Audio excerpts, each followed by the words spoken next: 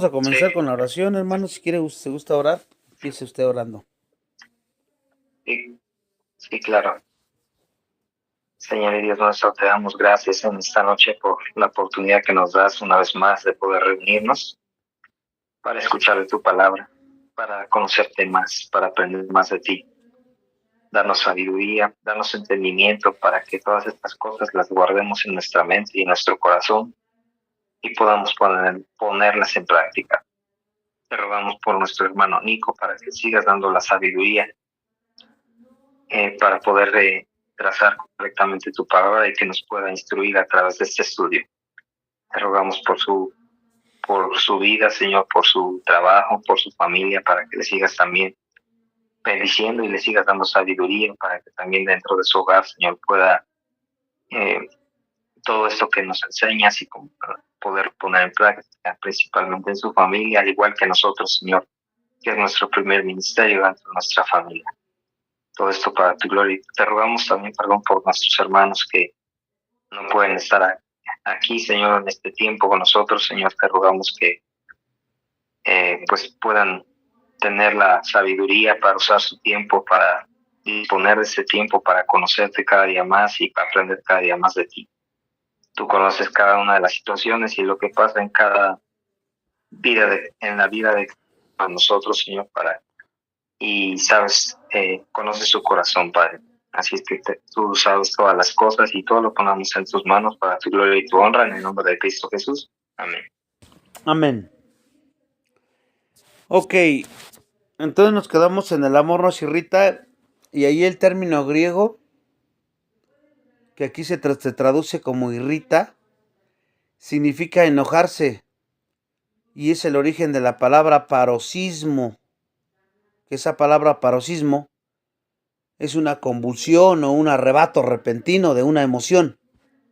Cuando te domina, ¿no? Una convulsión, un arrebato repentino de una emoción así fuerte o una acción fuerte.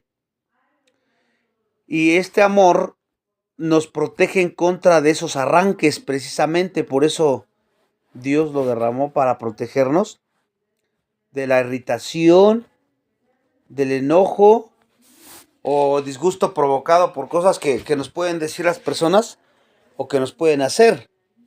Es como una protección, bueno, cuando lo estás aplicando, cuando lo estás utilizando. Por eso este amor no se deja provocar, no se deja provocar. Y aquí el apóstol no descarta la indignación que es correcta, porque hay una indignación que es correcta. Ya vimos en el versículo 6 que el amor no se goza de la injusticia.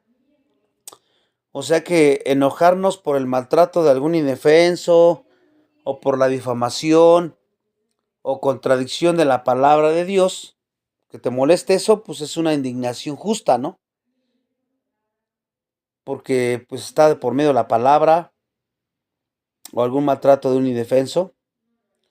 Te enojas, pero cuando es de verdad justa, esta indignación nunca va a ser provocada por algo que nos han hecho a nosotros personalmente. O sea que cuando te enojas mucho por algo que te hicieron a ti, eso sí es pecaminoso. Cuando se trata de alguien más, de una indignación o del pecado que tú ves como el aborto o el maltrato de alguien,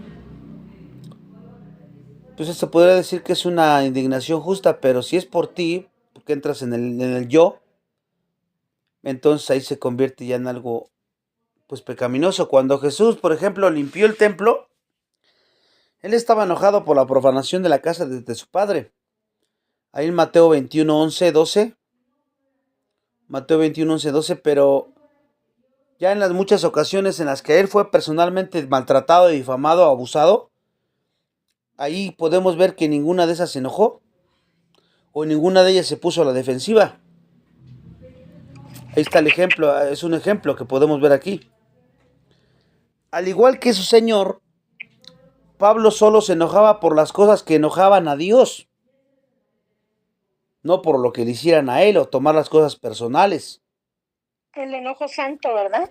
Deja de ser santo este enojo cuando pues cuando nos enojamos o nos ponemos a la defensiva nosotros, porque entonces ya entramos en el orgullo, en el yo. Pudieran tener o no tener razón. MacArthur, él menciona que cuando alguien le hace un comentario de que algo negativo de él, en vez de ponerse a la defensiva o en vez de querer defenderse, él dice, te agradezco que me hagas ver eso, te pido que ores por mí para que Dios me ayude pues a que siga yo creciendo, ¿no? En esas áreas que tú te das cuenta, ¿no? Pudiera ser verdad o pudiera ser mentira, pero él siempre trata de no caer en defenderse a él mismo porque sabe que cae en el orgullo, en el yo, y trata de no hacerlo. Entonces aquí vemos también en la palabra de Dios que Jesús, pues cuando lo atacaban a él, nunca se enojó, nunca se puso a la defensiva. Nada más lo hacía cuando estaba de por medio la adoración de su padre o la casa de su padre, en este caso de Mateo 21:11. Obviamente sabemos que Pablo se enojaba por las cosas que enojaban a Dios y respondía enérgicamente contra cosas como la herejía, por ejemplo, porque esa no la podemos tolerar, la inmoralidad dentro de la iglesia y el uso indebido de los dones espirituales. Él respondía enérgicamente, pero no se enojó en contra de los que lo azotaron, los que lo encarcelaran o que lo mintieran en contra de él. Nunca se enojó por eso.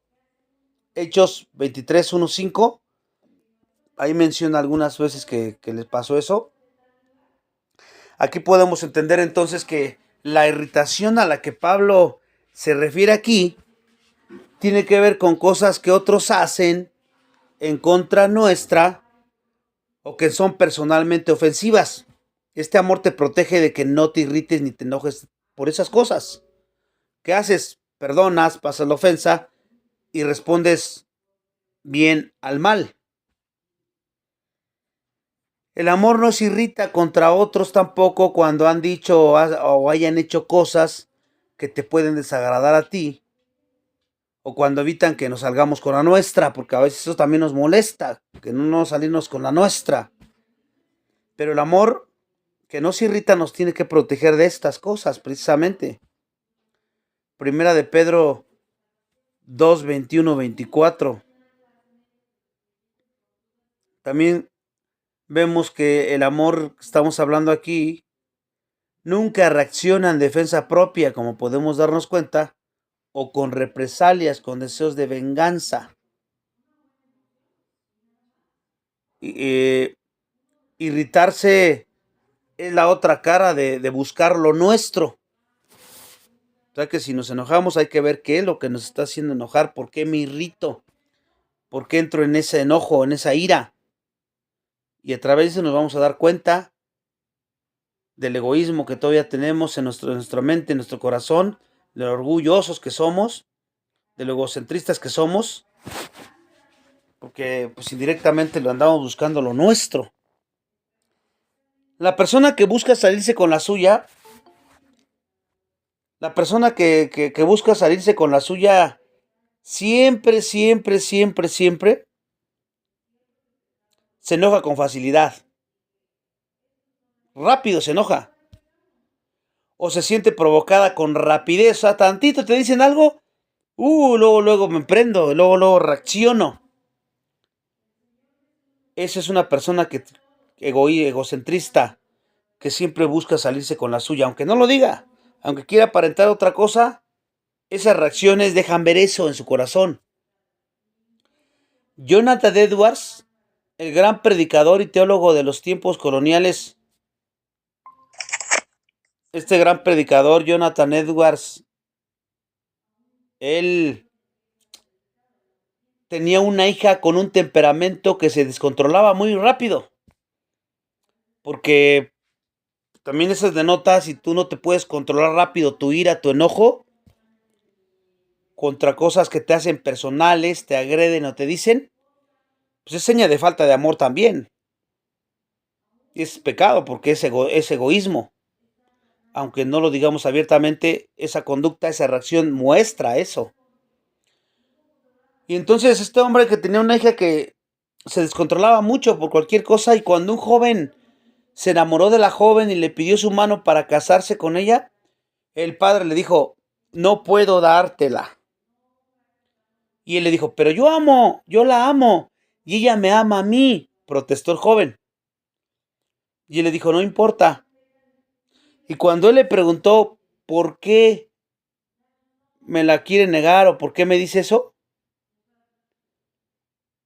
Porque él le dijo, pues yo soy cristiano y ella es una cristiana, ¿no es cierto?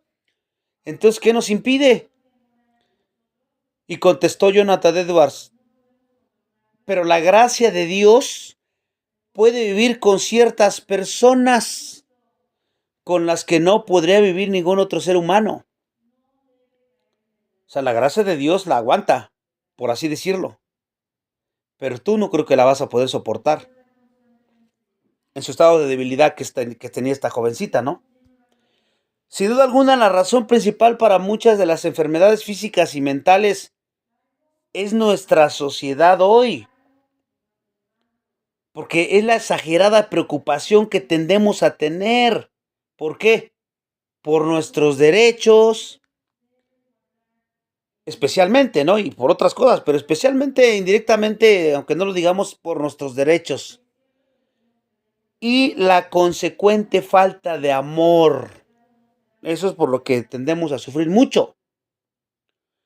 Porque cuando todos están luchando por sus propios derechos, ninguno en realidad puede tener éxito o ser feliz. No vas a poder. No se puede. Todos echan mano para agarrar, nadie da nada y todos pierden, incluso cuando alguien consigue lo que quiere. La falta de amor nunca puede ganar en ninguna forma, jamás que sea significativa o duradera, porque siempre cuesta más de lo que puede ganar. La falta de amor, estamos hablando del amor. Por ejemplo, a veces nos enojamos cuando otra persona obtiene un privilegio, obtiene un reconocimiento que nosotros queremos para nosotros mismos. ¿Por qué? Porque decimos, pues yo me lo gane más, yo trabajé más, yo llevo más tiempo, es mi derecho. Y poner nuestros derechos por delante de nuestro deber y por encima de nuestra amorosa preocupación por los otros, entonces procede del egoísmo y de la soberbia, porque la Biblia dice que tienes que poner al otro primero que tú, antes que tú. Pero este tipo de reacciones que estamos viendo aquí denotan y nos dejan ver todo lo contrario, la falta de amor y el egoísmo, porque estamos haciendo al revés. Por otro lado, la persona amorosa siempre va a estar más interesada en hacer lo que sabe que debe hacer, porque la palabra de Dios te lo dice. No importa que las circunstancias no lo ameriten o que la persona no lo merezca, no se va a fijar en eso. Simplemente se va a ver, soy hijo, hija de Dios, y por lo tanto mi deber es portarme así y dar amor así, y lo voy a hacer. Estás más preocupado por lo que sabes que debes de hacer. Y también en ayudar siempre que podamos, en vez de estar pensando en tener lo que piensa, que son mis derechos o que son tus derechos y que lo que te corresponde, ¿no? Va a ser todo lo contrario. El amor se va a mostrar de esa manera. Voy a hacer lo que sé que tengo que hacer porque soy hijo, hija de Dios y porque Dios lo glorifica. Tan, tan. No hay más. Este amor considera que nada en este amor que estamos hablando aquí considera que nada es su derecho, no tiene derecho a nada. Y sin embargo, todo es su obligación. Pero el problema de nosotros es que lo tenemos al revés en nuestra mente. Otro ejemplo que les puedo poner es decirle a nuestra esposa, a nuestro hijo, a nuestros padres que los amamos. No es muy convincente si nosotros nos enojamos a menudo por lo que nos dicen o por lo que nos hacen, ¿verdad? Pues tú puedes decirle que los amas todo lo que quieras, pero si te enojas a menudo por lo que te dicen o por lo que hacen, eso es falta de amor, no los amas. En el caso de los hijos, decirles que los amo y cada rato estarles gritando por cosas que te irritan o que interfieren con tus propios planes, pues eso también es falta de amor. Y a veces no hace ningún bien poder decir, exploto muchas veces, pero se me pasa en pocos minutos. No, porque en esas muchas veces o en ese momento que explotaste puedes hacer muchísimo daño del que no te imaginas. Por ejemplo, una bomba atómica. Se puede hacer mucho daño en unos pocos minutos, ¿verdad? Con una bomba nada más deja que explote. Y aunque no dura mucho tiempo, pero con el poco tiempo que dura la explosión, hace mucho daño.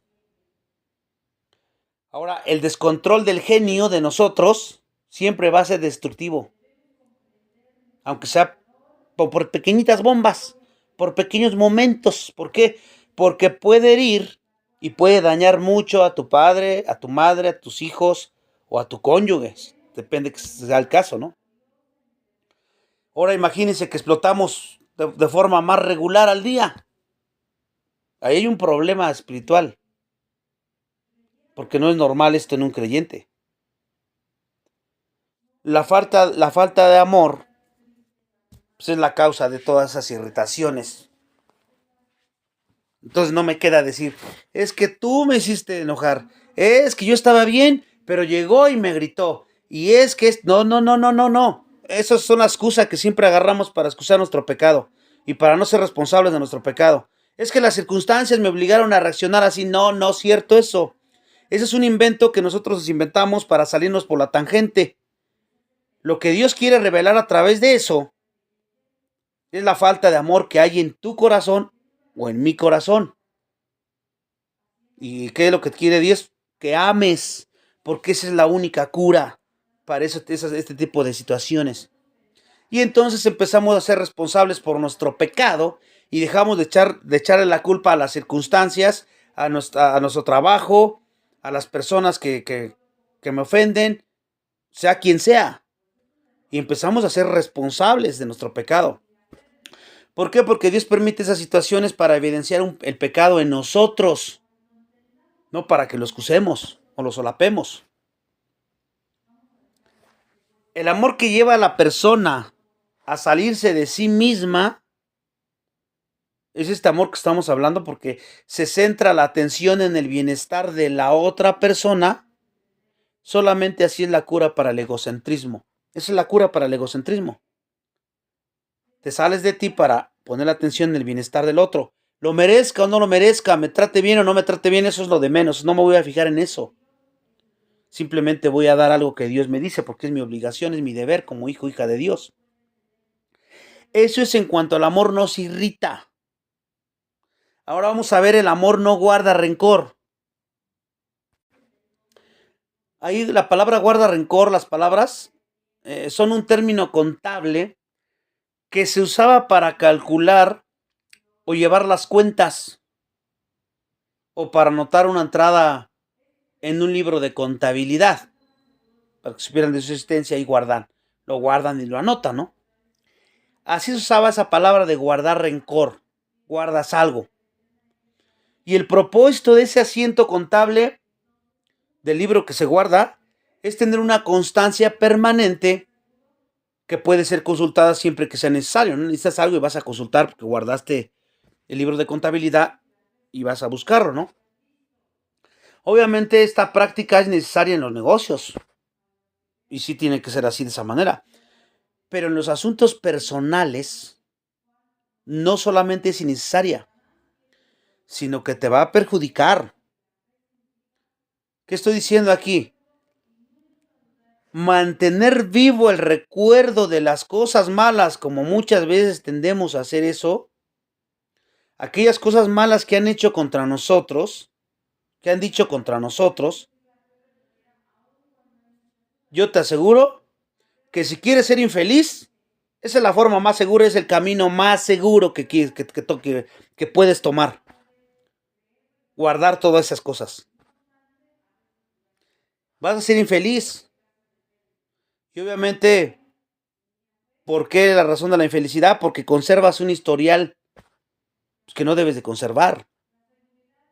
Más como creyente, ya debiste haber perdonado, pasado la ofensa, olvidado de eso. En el Nuevo Testamento se usa la misma palabra griega para representar el acto perdonador de Dios para todos los que confían en Cristo Jesús. Romanos 4:8 dice: bienaventurado el varón a quien el Señor no inculpa de pecado. Ahí está una característica del amor de Dios también. Porque Dios estaba en Cristo reconciliando consigo al mundo, no tomándoles en cuenta a los hombres sus pecados. Segunda de Corintios 1:19. Entendiendo esto, una vez que el pecado es puesto bajo la sangre de Cristo, pues ya no queda constancia de ese pecado. Son borrados nuestros pecados, dice Hechos 3:19. Y esto quiere decir que en los registros de Dios en los cielos, pues ya no están esos pecados de los redimidos, de los justificados, porque somos reconciliados como justos en Cristo. Y entonces la justicia de Cristo es acreditada a nuestro favor. Eso es la justificación, que la justicia de Él es imputada a nuestro favor por fe y por gracia, ¿no? Entonces, para Dios ya no hay constancia de ninguna otra cosa más que de eso. Por eso nos ve justos y perfectos en Cristo. Esa es la clase de asiento contable que el amor conserva de lo malo que han hecho contra nosotros. Que no debería de ser así. No hay constancia de hechos para referencias posteriores, porque el amor debe de perdonar, pero un perdón genuino. Cuando tú te dicen algo y te enojas y empiezas a recordar, ¿te acuerdas la otra vez? Y cómo la otra vez y según tú dijiste que perdonaste, no has perdonado. Todavía sigues guardando rencor, resentimiento en tu corazón. Sea lo que te dijo tu madre o tu hija o tus hermanos en la fe o tu cónyuge. Es una evidencia clara de que aún no hay perdón y es falta de amor. Porque el amor verdadero que estamos estudiando es amor que perdona todo. Alguien ha sugerido que el amor no perdona y olvida. Dice alguien, ¿no? Sino que más bien recuerda y todavía perdona. Así lo menciona a alguien. El resentimiento es muy cuidadoso, siempre es bien cuidadoso el resentimiento en conservar la lista de faltas y errores de los demás. Porque el resentimiento es buenísimo para eso. Y entonces, ¿qué hace? La lee, la relee una y otra vez. ¿Por qué hace eso? ¿Por qué recuerdas eso? Porque indirectamente, dentro de mí, estoy guardando la esperanza de tener la oportunidad de vengarme. Aunque no lo digamos. Pero eso es a lo que lleva a este tipo de acciones.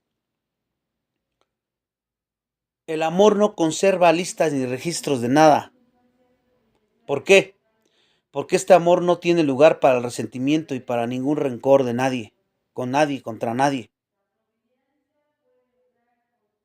Crisóstomo, uno de los primeros padres de la iglesia, él decía que el mal que se hace contra el amor es como una chispa que cae en el mar y queda apagada. ¿Qué pasa si tú vienes un cerillo en el mar? Un pedacito de fuego se apaga. Pues si tú vives en este amor, cualquier insulto, cualquier cosa que te digan va a caer y se va a apagar. O sea, no tienes por qué guardar las cosas personales, ni agarrar, ni enojarte, ni resentirte, ni cargar a las personas. No, porque si andas en este amor, se apagan al instante. Así lo mencionaba Crisóstomo. El amor apaga el mal más bien que conservar constancias del mal. Este amor no cultiva los recuerdos del mal. Y si Dios borra completa y permanentemente los registros de nuestros muchos pecados contra Él, pues cuanto más deberíamos nosotros perdonar y olvidar las cosas menores que otros nos hacen contra nosotros, ¿no es cierto? Entonces, Mateo 18, 21, 35. Pero ahora vamos a ver versículo 6, las cualidades del amor, segunda parte. Ya vimos la primera parte, hasta aquí vamos en la primera parte. Y ahora vamos a ver las cualidades del amor, parte 2, o segunda parte, como quieran ponerle. Porque sigue diciendo el versículo 6 y 7 del capítulo 13. El amor no se goza de la injusticia, mas se goza de la verdad. Todo lo sufre, todo lo cree, todo lo espera, todo lo soporta. Y vamos a ver primero el amor no se goza de la injusticia, que es el primero que mencionan ahí, que mencionamos ahí. ¿Y qué significa eso? Que el amor no se goza de la injusticia. Bueno, que el amor nunca encuentra satisfacción en el pecado, ya sea el propio o el de los demás. Hacer cosas indebidas, pues ya es malo en sí mismo. Pero jactarse acerca de esas cosas, pues hace que tus pecados sean peores. Gozarse de la injusticia es justificar el mal, el hacer que el mal parezca como bueno. Y Isaías 5:20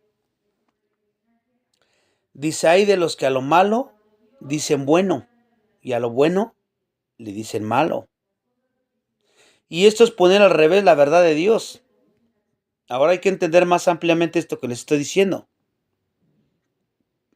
Tú tienes revistas, lees libros, ves programas de televisión y puedes ver los más populares donde por lo regular glorifican el pecado y que literalmente se están gustando de la injusticia, cuando tienes a ver mucho eso. Hay fornicaciones fuera del matrimonio, hay asesinatos, etcétera, etcétera.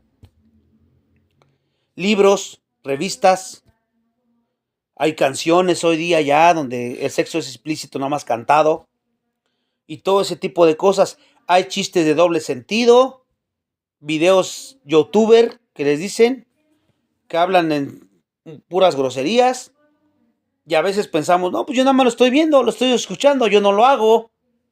Pues eso, con simplemente hecho de que estés ahí, estás siendo partícipe también. Estás gozándote de la injusticia indirectamente. Entonces, todo ese tipo de cosas que cada vez declaran una forma más explícita que todo vale y que cada persona establece sus propias normas sobre lo que es bueno y lo que es malo. Lo bueno para ellos es hacer lo que ellos quieran. Aún muchas de las noticias que escuchamos o leemos en los medios de comunicación y que valen a regocijarse en la justicia, porque hay mucha violencia, hay mucho crimen, hay mucha inmoralidad, hay mucha calumnia y cosas así son atractivas a la mente y al corazón naturales, hablando de los incrédulos. Ahora, nosotros como cristianos no somos inmunes a gozarnos en esas cosas, ya sea porque las podemos encontrar divertidas, me divierten, o porque creemos con arrogante superioridad que esas cosas no nos afectan a nosotros. No pasa nada, decimos, ¿no? Y a veces, al gozarse en la injusticia, aparece en la forma de esperar que alguien cometa un error o que caiga en pecado.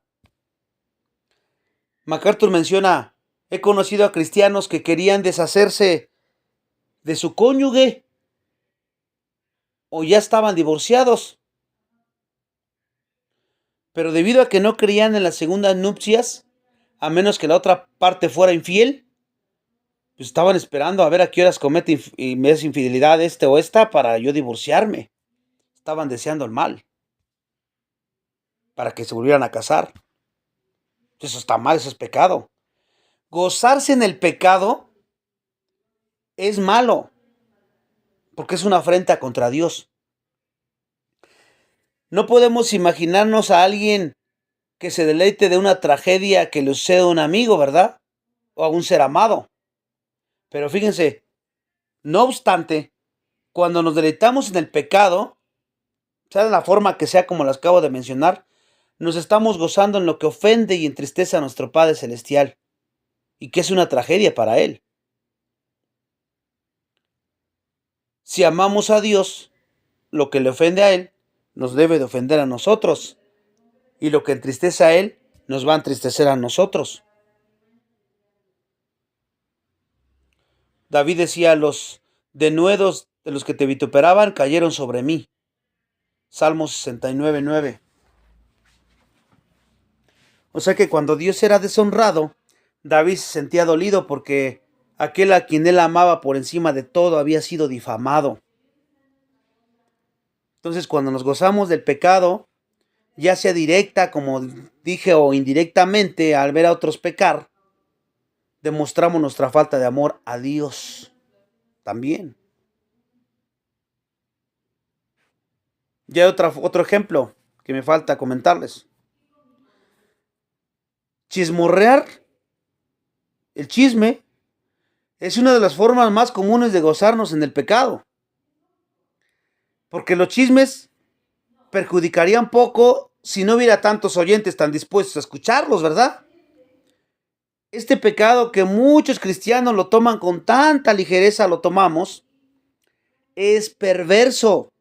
No solo porque revela de forma tan indiferente las debilidades y pecados de otros, y por tanto los daña más que la ayuda.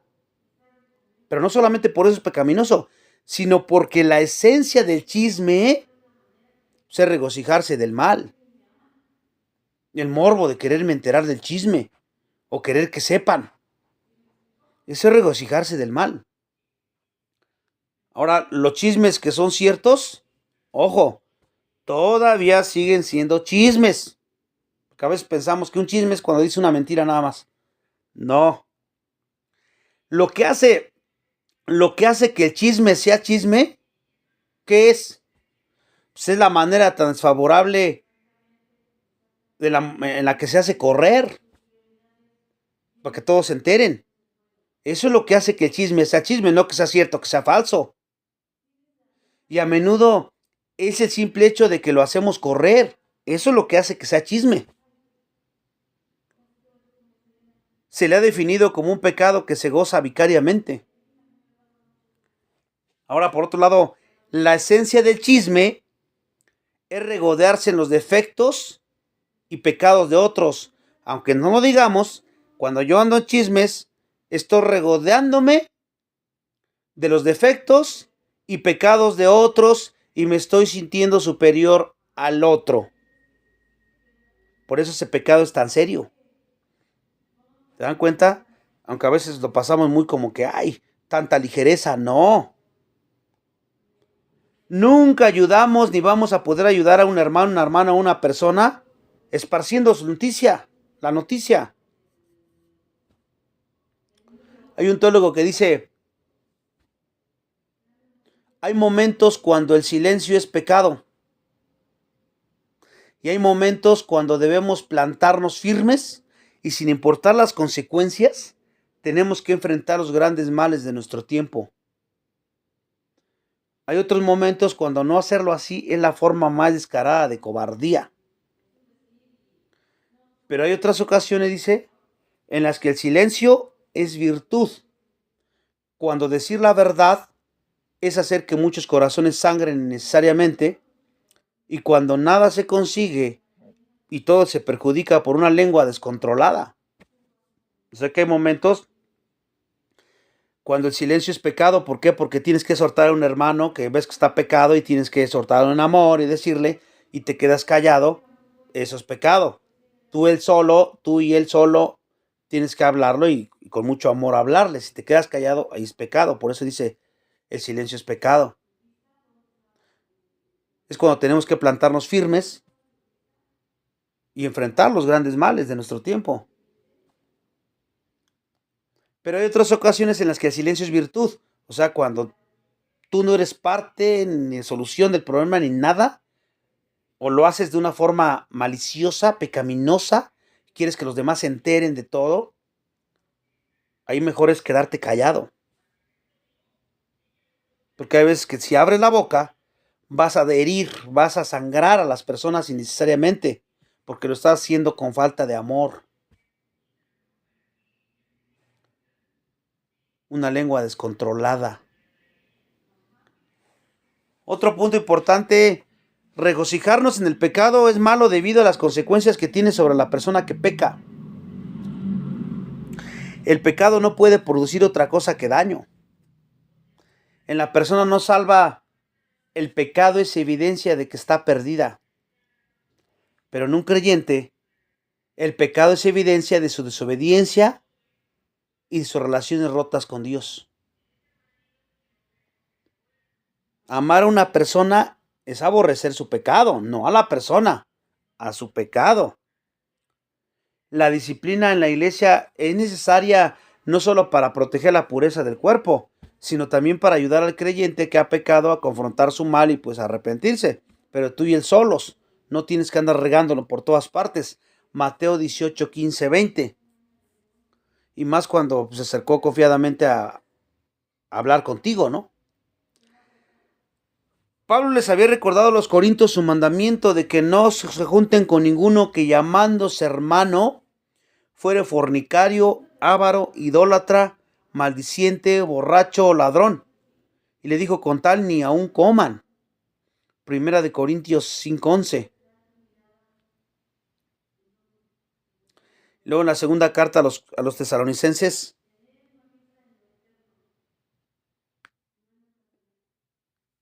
versículo 5 dice, pero les decimos, hermanos, en el nombre del Señor Jesucristo, que os apartéis de todo hermano que ande desordenadamente y no según la enseñanza que recibiste de nosotros. Eso es lo que dice ahí. Que el apóstol consideraba este principio completamente consecuente con el amor. O sea, el amor no se irrita, no chismea, perdona todo, pero no solapa, ¿eh? No es de que, ay, como Dios es, como soy amor, voy a solapar y voy a dejar que haga lo que quiera, sin disciplina. No, no, no, no, porque Dios nos ama y sin embargo, Él no nos solapa nuestro pecado, jamás. Entonces, el amor no puede tolerar el mal ni gozarse de él en ninguna manera, así como lo acabamos de explicar aquí. Ahora, el amor se goza de la verdad, que es lo contrario. Primero el amor no se goza de la injusticia y ahora el amor se goza de la verdad. Ya hemos mencionado 8 cosas negativas en los versículos anteriores. 8 cosas que el amor no es o no hace. Pero ahora Pablo va a empezar aquí a hablar de 5 cosas que sí son positivas, que el amor sí hace. Y la primera en contraste con la última es el amor se goza de la verdad. A primera vista parece extraño contrastar no gozarse en la injusticia con gozarse en la verdad. Pero la verdad de la cual Pablo está hablando aquí no es simplemente la verdad objetiva. Está hablando de la verdad de Dios. O sea, de la palabra revelada de Dios. La justicia está basada en la verdad de Dios, porque si no, no es justicia. Y no puede existir aparte de la palabra de Dios. El amor siempre se regocija en la verdad de Dios y nunca en la falsedad o en la enseñanza falsa. Es lo que está diciendo Pablo aquí. El amor no puede tolerar la doctrina equivocada. No tiene sentido decir, como algunos podrían decir, no importa que las personas no estén de acuerdo con nosotros en la doctrina. Lo que importa es que nosotros nos amemos. Eso no es amor. Porque el amor dice que no se goza de la falsa doctrina, no se goza de la verdad, no de la injusticia. Ese es básicamente el punto de vista del llamado movimiento ecuménico, donde quieren que todas, lo que importa es que nos amemos, no importa lo que creas, la religión que tengas, todos unidos. Pues obviamente no. Pero si nosotros amamos a otros, nos va a importar mucho si lo que ellos creen es correcto o incorrecto. Si los amamos. Porque lo que ellos creen va a afectar sus almas. Va a afectar su destino eterno y su representación de la voluntad de Dios. Ese es el problema. Y en consecuencia, eso debe interesarnos y preocuparnos en gran medida. Que a veces alguno, tu cónyuge, o tus hijos, o tus padres, o alguien andan haciendo cosas indebidas y a veces, pues para no pelear, para no entrar en problemas, pues mejor me callo, ¿no? No le digo nada porque, pues la Biblia me manda a amar. No, eso está incorrecto, porque si no se goza de la injusticia y se goza de la verdad, y sabes que está en peligro su vida eterna, su destino eterno, su representación de la voluntad de Dios, si es que dice que es creyente, pues entonces tienes que exhortarle en amor para que corrija y se arrepienta de su pecado. El amor es consecuente con la amabilidad también. Es amable, pero no lo es con buscar componedas en cuanto a la verdad. O sea, querer pues poner la verdad en duda, o con tal de estar bien con la persona, pues ceder la verdad, ¿verdad? No, el amor no hace eso, porque comprometer la verdad no es bondadoso para con aquellos a quienes equivocamos, a quienes comprometer la verdad no es bondadoso con aquellos que pues, no se quieren mantener en la verdad. Eso es lo que dice Juan en segunda de Juan, versículo 6, dice que anclemos según sus mandamientos, o sea, que estemos anclados. Entonces, entendiendo todo esto, buscar arreglos con aquellos que, por ejemplo, no creen en la encarnación de Jesús, no es amoroso. Y no arriesgarnos a perder el galardón, el amor, la verdad y la justicia son inseparables, como podemos darnos cuenta. No pueden estar separados. Ceder a una para hacer la otra no se puede. Cuando uno queda debilitado, todos los demás se debilitan. Una forma más práctica, no deberíamos recibir en nuestra casa ni siquiera saludar a la persona que enseñe falsedad acerca de la verdad de Dios. Y no debemos gozarnos en las doctrinas erróneas que esa persona puede enseñar o en la manera honrada en la que vive. No podemos gozarnos. Hay que predicarles el Evangelio. Si se puede, si no, pues ya quedará entre ellos y Dios. El amor se goza en la verdad y nunca en la falsedad o en la injusticia. Por el otro lado, el amor no se enfoca en los errores de otros tampoco. Tendemos a fijar nada más en los errores. Este amor no se enfoca, no hace una exhibición de esos errores para que todo el mundo los vea, mencionándole y corriendo la voz. El amor no hace eso.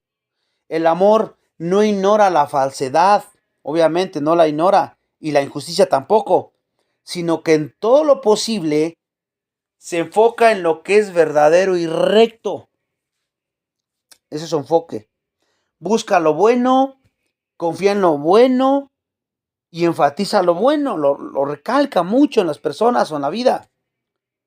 Y se goza con aquellos que enseñan la verdad y que viven la verdad.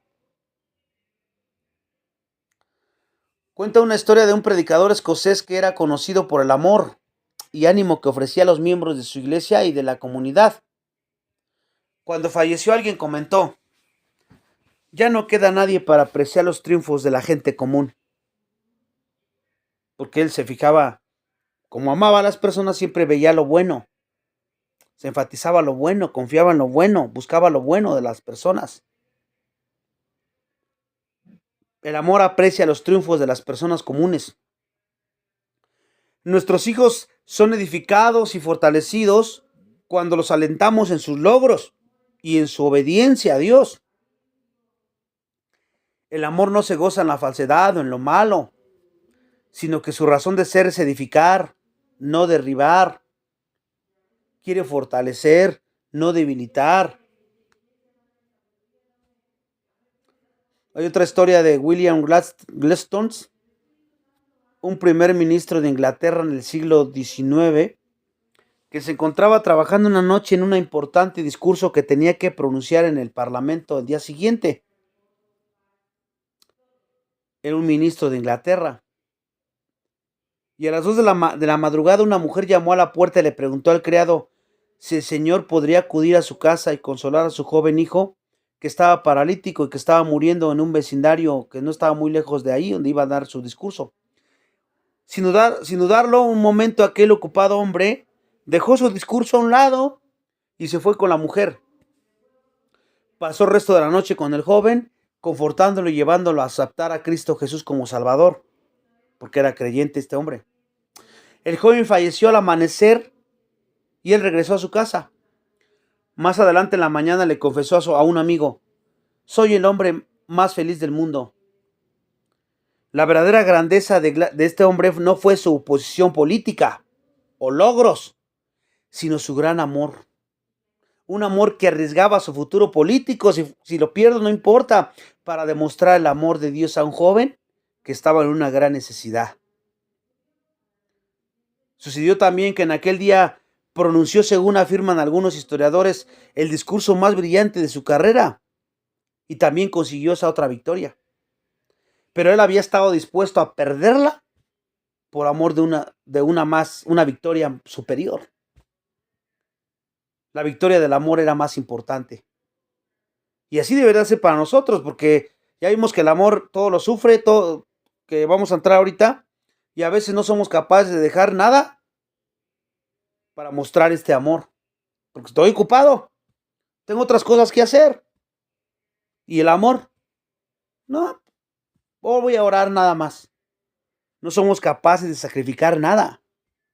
Y este hombre nos da un testimonio aquí de que lo dejó todo por una victoria más importante. Y eso es lo que a veces se nos olvida, buscar la victoria más importante del amor. Y entramos al amor, todo lo sufre. Las 4 cualidades mencionadas en el versículo 7 son unas hipérboles, o sea, algo exagerado que da Pablo para expresar algo, que aprendan algo espiritual. Una exageración para enseñar, es una hipérbole.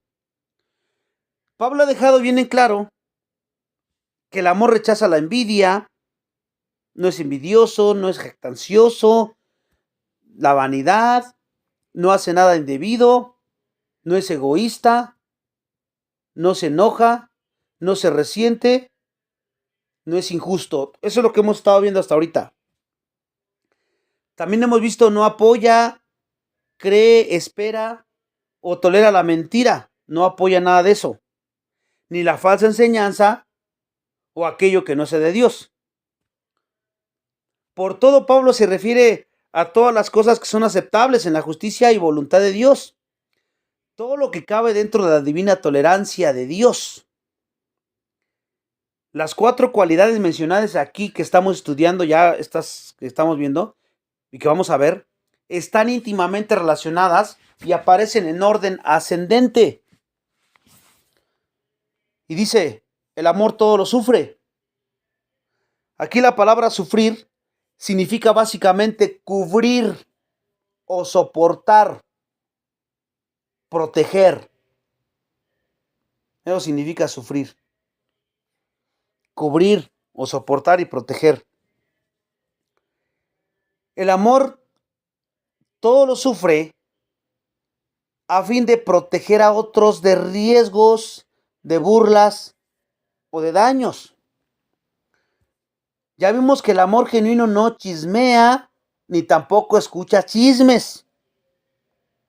Aun cuando un pecado sea cierto, siempre este amor procura corregirlo con el mínimo de heridas y daño para la persona culpable. Es ahí donde lo cubre, lo quiere proteger. No anda divulgando todo para que hagan leña del árbol caído. El amor nunca protege el pecado. Hay que entender eso también. Pero está muy dispuesto a proteger al pecador. No al pecado, porque lo quieres, lo exhortas para que se vaya el arrepentimiento. No es que lo vas a solopar. O le vas a justificar su pecado. Quieres proteger al pecador. La naturaleza humana caída tiene la inclinación opuesta porque hay un placer perverso en dar a conocer las faltas y los fallos de otras personas. O sea que si tú eres de los que le gusta dar a conocer las faltas y los fallos de las demás personas y regarlas, tienes un corazón perverso. Porque ahí es falta de amor. Entonces, como ya he mencionado, eso es lo que hace que las habladurías son tan atractivas, y los corintios no se preocupaban por los sentimientos o bienestar de sus hermanos creyentes. Cada cual se las apañaba como podía, como los fariseos, que prestaban poca atención a los demás, excepto cuando esos otros caían o pecaban, ahí todos los volteaban a ver. La depravación humana lleva al hombre a regocijarse en la depravación de otros, eso es lo normal, incrédulos. Lo triste es que hay creyentes que todavía tendemos a andar haciendo esas cosas. Porque es un placer depravado lo que venden, por ejemplo, las revistas, ¿verdad? Que se dedican a exponer, inventar las faltas de los demás, o los programas de chismes. Y pues como lo ve mucha gente, porque tienden a un placer depravado de enterarse. A ver qué pasó con tal persona. Pues esa es la misma clase de placer que lleva a los niños o a los hermanos a hablar de sus hermanos o hermanas. Muchas veces ya sea para sentir su aparente superioridad, al exponer los pecados de otros, o disfrutar de esos pecados vicariamente. Todos nos sentimos tentados a sentir placer al exponer públicamente los pecados de otros. Por eso tenemos que vigilarnos y velar de nosotros mismos. El amor no tiene parte en eso, este amor que estamos aprendiendo aquí. Porque este amor no se dedica a exponer o explotar o regodearse o condenar. Todo lo sufre, dice aquí. No desnuda a los demás, prefiere que él sea desnudado, pero él no lo va a hacer con los demás. El odio siempre despierta rencillas, pero este amor que estamos hablando va a cubrir multitud de faltas. Porque todos en algún momento pecamos y podemos pecar. La Biblia dice, quien se cree maduro, pues vaya y ayude al débil, al que cayó. No estoy parafraseando como lo dice. Ese tipo de amor que todo lo sufre, quiere cubrir, quiere proteger y tratar de corregir el pecado de una forma muy sutil, de una forma que menos hiera al hermano, a la hermana, a quien sea, que es tu familia, ¿no? Podemos medir el amor que sentimos por una persona por cuán rápidamente cubrimos tus faltas. ¿Qué tan rápido cubres sus faltas de la persona? No solapar, no he dicho solapar ni justificar. Que quede bien claro. ¿Ya cometiste un pecado? ¿Ya te arrepentiste? Si es tu hijo, tu hija, tu padre, tu cónyuge, qué bueno, arréglalo con la persona con la que tiene que ser tuyos solos. No tiene por qué enterarse nadie. Yo no te juzgo. Y entonces tratas de a esa persona caída, no vas a ser árbol de leña del árbol caído, sino vas a ser tú su soporte, vas a decir, ven, yo estoy conmigo, yo te entiendo. A veces los padres tendemos mucho a juzgar y a criticar, y te lo dije, y gritar, y eso no es amor. Lo que tenemos que hacer es que vean el amor por delante y que tengan confianza con nosotros, o viceversa, los hijos con los padres, o los cónyuges. En todas las áreas podemos pecar. Siempre tenemos que, un hijo, regresando a los hijos que hace algo malo, tenemos a tener la mejor cara frente a la situación. No entiende lo que estás haciendo, explicamos. Ella no siente de verdad lo que está diciendo, porque a veces nos dicen cosas que pues no sienten. Sin embargo, con una persona que no nos cae mal, o sea, siempre tendamos a querer proteger a los que nos caen bien, a nuestra familia. Pero cuando es alguien que no nos llevamos, que no nos cae hasta mal, nuestra ración no es la misma. Aquí sí queremos darle y queremos que todos los demás se enteren. Y podemos decir, ¿qué se puede esperar de una persona como ella o como él? El amor no justifica el pecado o se compromete con la falsedad, como hemos visto, pero el amor advierte El amor corrige. El amor exhorta, reprende y disciplina también. Pero no expone públicamente o da a conocer los fracasos de los errores de los demás. ¿Se dan cuenta la gran diferencia? Y lo aclaro mucho para que no malinterpretemos y pensé que estoy diciendo que hay que solapar los pecados y hay que justificarlos. No, no, no. Cubre y protege, por eso significa el amor es sufrido. Dios perdona como una madre que echa la ofensa en el olvido eterno. El propiciatorio donde se rociaba la sangre de la expiación era una cubierta no solo de arca, del arca misma, sino también de los pecados del pueblo, por así decirlo. El propiciatorio era el lugar donde se cubrían los pecados. Y esa cubierta prefiguraba la obra perfecta final de la expiación, que quería cubrir los pecados que Jesús llevó en la cruz. Fue un sacrificio propiciatorio por los nuestros. Romanos 3, 25, 21. O sea que en la cruz Dios echó el gran manto de su amor. Por eso es que el amor es sufrido. Y todas estas características las tiene Dios. Y nos las da a través del amor. Y tenemos que vivirlas, porque es la primera característica del fruto del Espíritu. Amor, que es la primera característica. Entonces, Él lo que hizo es que en la cruz Dios echó el gran manto de su amor para cubrir el pecado, cubriéndolo para siempre para aquellos que confían en su Hijo. Por naturaleza el amor es redentor.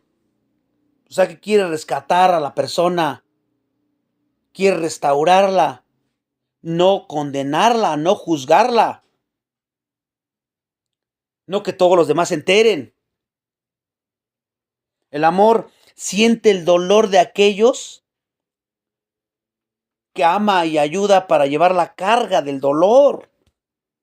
Porque muchas de las veces ellos ya saben que pecaron, yo ya sé que pequé y quiero un consuelo. Y en vez de que me abracen o me digan, tranquilo, ya te arrepientes. No, empezamos a leerle y a decirle y a decirle. No, pues lleva la carga del dolor. El amor verdadero está aún dispuesto a cargar con las consecuencias del pecado que aquella persona ama. Yo estoy dispuesto a cargar con las consecuencias. Isaías escribió acerca de Cristo: ciertamente llevó nuestras enfermedades y sufrió nuestros dolores. Mas él herido fue por nuestras rebeliones, molido por nuestros pecados, el castigo de nuestra paz fue sobre él, y por su llaga fuimos nosotros curados. Isaías 53, 4, 5. Ahí está hablando, no está hablando de sanidad física, está hablando de sanidad espiritual, ahí en Isaías. Y como Pedro aprendió por su propia experiencia personal acerca de la paciencia y bondad de Cristo, el amor cubre multitud de pecados. Ahora ya entendemos mejor esto. Primera de Pedro 4:8. Ya para terminar casi este estudio, durante el gobierno de Oliver Cromwell, en Inglaterra, un joven soldado fue sentenciado a muerte. La joven con la que estaba comprometido suplicó al gobernante que lo iba a matar que perdonara su vida, pero no lo consiguió. El joven soldado iba a ser ejecutado en cuanto sonara la campana del toque de queda. En cuanto sonara la campana del toque de queda y lo iban a matar, pero aunque el sacristán tiró la cuerda varias veces al día siguiente, la campana no sonaba, porque cuando sonara iba a ser ejecutado. La joven enamorada había subido al campanario y había cubierto el babajo de la campana con su cuerpo, de forma que amortiguaba por completo el golpe de la campana. Su cuerpo quedó golpeado y amoratado, pero no soltó el badajo hasta que el sacristán dejó de tirar la cuerda. La joven se las arregló para bajar golpeada y sangrada, para encontrarse frente a los que esperaban para la ejecución. Cuando ella explicó lo que había hecho, este hombre que quería matar a su pareja cambió la sentencia. Bueno, es un ejemplo de cómo el amor cubre, ¿no? Y está dispuesto a sufrir las consecuencias del pecado de la otra persona. Un poeta lo expresó bellamente de esta forma, como lo acabamos de ver aquí. Y el siguiente estudio vamos a ver, aquí terminamos este estudio, el amor todo lo cree. Entonces hoy hemos aprendido muchas otras características más de este amor para que ustedes se den cuenta todo lo que conlleva amar. Como les dije al principio, con qué facilidad decimos te amo.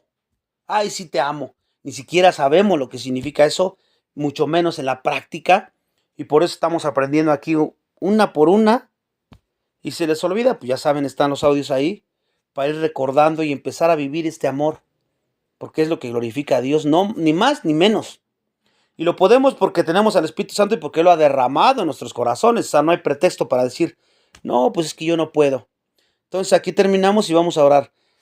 Padre, te agradecemos la oportunidad nuevamente que nos permite reunirnos otro miércoles más como grupo de alabanza, sabiendo que pues el propósito de estos estudios es que pues podamos amar verdaderamente y podamos andar en el Espíritu Santo como lo hemos estado aprendiendo.